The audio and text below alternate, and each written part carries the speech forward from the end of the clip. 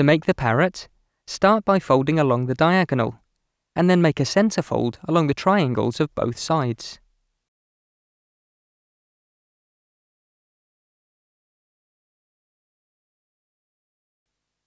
Fold the centre point over, and fold the set of triangles as shown.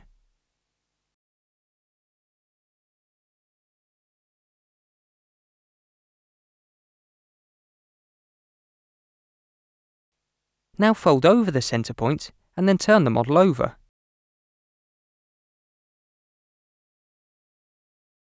You can then begin to shape the beak of the parrot by making a valley fold. Once you have the basic shape, you now need to open the model out to perform a reverse fold.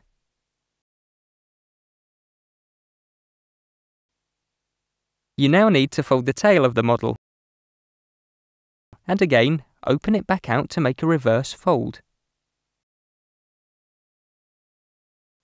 To finish off the shape, make a concertina fold along the beak and then reverse the fold, leaving you with your parrot.